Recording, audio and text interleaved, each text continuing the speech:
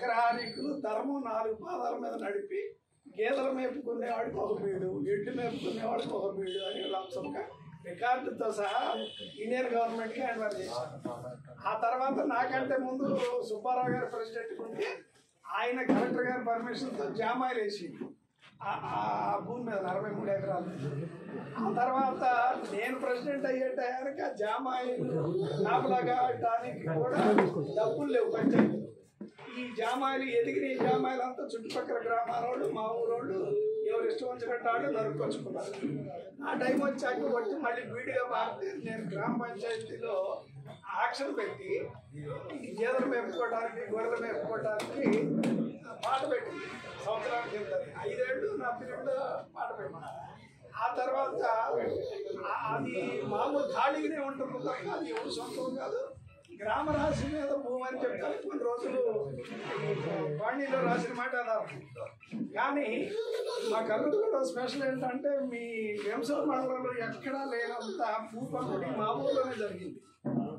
మా ఊర్లో చాలా సార్లు దళితులకి, బీసీలకి రకరకాల భూములు, గవర్నమెంట్ భూములు, అగ్రహారంలో ఉన్నటువంటి భూములు ఎప్పుడో పంపిణీ జరిగింది. ఇంకా కొత్తగా పంపిణీ చేయాల్సింది లేదు. మేము కూడా ఏంటంటే దాన్ని ఒక దశలో మా కల్లూరు కూడా అదృష్టం ఏంటంటే దాన్ని మా ఊళ్ళో ఉన్న పెద్దవాళ్ళం అందరం కాపాడగలిగిన. అసలు ఇంత భూమి ఈ గ్రామాల్లో ఎక్కడా ఉండదు, ఎక్కడా లేదు. అది మాకు కూడా అదృష్టంతో కూడింది. సరే ఏమేమో ఫ్యాక్టరీ పెట్టడానికి కొంతమంది నిరోధించే వాళ్ళు కూడా వాళ్ళకు కూడా అవగాహన లేదు. అవగాహన లేదని అంటానికి నిదర్శనం ఏంటంటే వాళ్ళకి ఏం చెప్తున్నారంటే ఇక్కడ ఫ్యాక్టరీ పెడితే చెరువులో నీళ్లు కలుషితం అయితే, లేదా మీ కడుపులో నొప్పి వచ్చింది, లేదా మీ విరోచనాలు అయితే అది ఫ్యాక్టరీ మనకొద్దని చెప్పని మైండ్ గేమ్ ఆడుతున్నారు. వాస్తవంగా పరిస్థితుంటే అప్పారాపేట పోవాలి. గురువారెడ్డి గారు తీసుకున్నా, గురునాయుడు గారు మనం అందరం పోయి అప్పారాపేటలో పోయి అక్కడ రైతులు ఏ మేరకు నష్టపోతున్నారు, అలా అప్పారాపేటకి గ్రామం ఎంత దూరంలో ఉంది, వాళ్ళకి పోయే నష్టం ఏంటనేది మనం చూసి వచ్చి రైతు వారికి పోయి చెప్తే అర్థం ఉంది. ఏమీ లేకుండా మాకు వద్దు అని అంటున్నారు, కలుషితం అంటున్నారు. అది కొంతమంది మాత్రమే, ఆడు కూడా అవగాహన లేకనే మాట్లాడుతున్నారు. ఇప్పుడు నా తర్వాత తాతారెడ్డి గారు ప్రెసిడెంట్ చేసాడు. ఆ గ్రామ సభలో అందరికీ తెలుసు, అందరికీ 100% 95% ఫ్యాక్టరీ కావాలన్నదే కోరిక.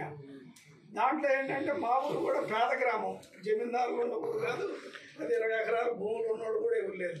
పూర్తిగా మధ్యతరగతి కింది తరగతి ఉన్నారు.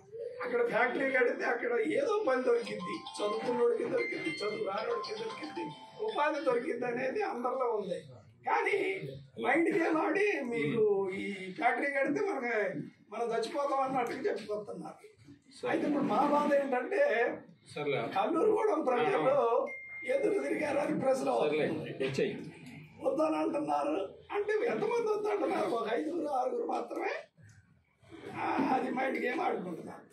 ఇప్పుడు ఇది మా భయం ఏంటంటే ఇప్పుడు కల్లూరుగూడెం ప్రజలు వ్యతిరేకిస్తున్నారు కాబట్టి ఇక్కడ వద్దులేము ఇంకోసారి మారవాలని అనుకుంటే ఆ వ్యవసాయ మంత్రి గారు అది మా పరిస్థితి ఏంటి? దాన్ని ప్రాసెస్ చేస్తారా? అది కంప్లీట్ ప్రాసెస్ కాదు, క్రూడ్ ఆయిలే తీస్తారు. అక్కడ క్రూడ్ ఆయిలే తీస్తారు. మిగతాది ఏమి కెమికల్స్ కలిపి అది పొల్యూట్ చేసేది కాదు. పైగా గ్రామానికి దూరంగా ఉంది. అది మనం మీ ప్రజలకు కూడా తెలియజెప్పాల్సిన అవసరం కూడా ఉంది. మీరు మండలం తరపున మేము కూడా ఈ ఆపర్చునిటీ వదులుకోకూడదు అనేది ఒక తీర్మానం. అంతేనా? తీర్మానాన్ని సహకరిస్తున్నారా? మాది కల్లూరుగూడెం గ్రామం సార్. నా పేరు వీరవెంకట వెంకటేశ్వరరావు. పోయిన సంవత్సరం గత ప్రభుత్వం నిర్మించింది పామాయిల్ ఫ్యాక్టరీ కావాలని. ఆ ప్రభుత్వం అయిపోయిన తర్వాత మళ్ళీ ఇప్పుడు తుమ్మల గారు దాన్ని కట్టాలని ముందుకు వచ్చారు. ఈ కోతులు బెడతుండటం వల్ల వేరే పంటలు ఏది కాకపోవటం వల్ల పామాయిల్ ఎక్కువ వేశారు మా ఏరియాలో. ఆ పామాయిల్ ఫ్యాక్టరీ ఆపడానికి ఒక్కడే దాన్ని ఆపాలని చూస్తుండో. దాన్ని కడితే మా ఊరికి మంచిది, మా ఊరు కూలీలకు కానీ, 10th చదువుకున్న పిల్లవాళ్ళకి, నిరుద్యోగులకు కానీ అందరికీ బాగుంటుంది సార్. అది కట్టాలని మేము అందరం కోరుకుంటున్నాం. మా ఊరు జనం మొత్తం 1500 మంది సార్. 1500 మంది కూడా కోరుకుంటున్నారు, ఒక 10 మంది తప్ప. దాన్ని కట్టవలసిందిగా కోరుకుంటున్నాం సార్. అది అందరికీ పొల్యూషన్ కానీ ఏమీ ఉండదు. మేము వ్యవసాయం చేస్తాం సార్. మాకు 6 ఎకరాల భూమి ఉంది. మేము పామాయిల్ వేసిన 2 ఎకరాలు ఇంకా వేయాలనుకున్నాం సార్. మా ఫ్రెండ్స్ కూడా ఒక 20 ఎకరాలు ఉంటే నేనే చూస్తున్నా. ఆయన గారిది కూడా నేనే పామాయిల్ వేపిస్తాను. మరి అక్కడ నీరు కలుషితమైంది, వాతావరణం పాడైంది, జీవాలు మేయించుకోవడానికి మేతకు అవకాశం లేదని చెప్పి అంటున్నారు కదా. మేము అప్పారావుపేట సూర్యాపేట కూడా పోయి చూసి వచ్చినాం సార్. దానివల్ల ఇట్లా చెప్పిన తర్వాతనే అక్కడ వాళ్ళు కూడా రైతులు కానీ పక్కన చుట్టుపక్కల వాళ్ళు కానీ అందరూ చెప్పారు సార్. దానివల్ల పొల్యూషన్ కానీ కానీ ఏమీ రాదన్నారు సార్. అది కూడా మేము అది తెలుసుకున్న తర్వాతనే దీన్ని కట్టాలని మేము కోరుకుంటున్నాం. తుమ్మల గారు ఎంత తొందరగా కడితే అంత మంచిదని మేము అనుకుంటున్నాం సార్. వేసినవి కూడా ఈ కటింగ్కి రాబోతున్నాయి. ఈ కటింగ్ రాబోయేసరికి ఇది అవ్వాలని కోరుకుంటున్నాం సార్ మేము.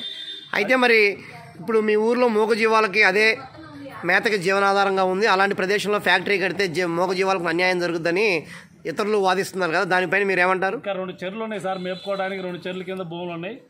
జీవాలు కూడా ఎదువరకు ఇట్లాగా ఏం లేవంటే మొత్తం అమ్మేసుకున్నారు. ఏదో ఒకళ్ళిద్దరికే ఉన్నాయి తప్ప అవన్నీ కరెక్ట్ కాదని అది రాజకీయంగా పొలుతున్నారు తప్ప ఏం లేదు. దాంట్లో ఏదో ఒక వ్యక్తి కాంట్రాక్టుల కోసమో లేదా ఏదో లబ్ధి పొందడం కోసం చేస్తున్నారు తప్ప అదేం లేదండి. మరి అయితే మీరు ఏమంటారు? ఇప్పుడు ఏం కావాలంటారు? అదే దాంట్లో ఫ్యాక్టరీ కట్టాల్సిందిగా కోరుకుంటున్నాం సార్. అది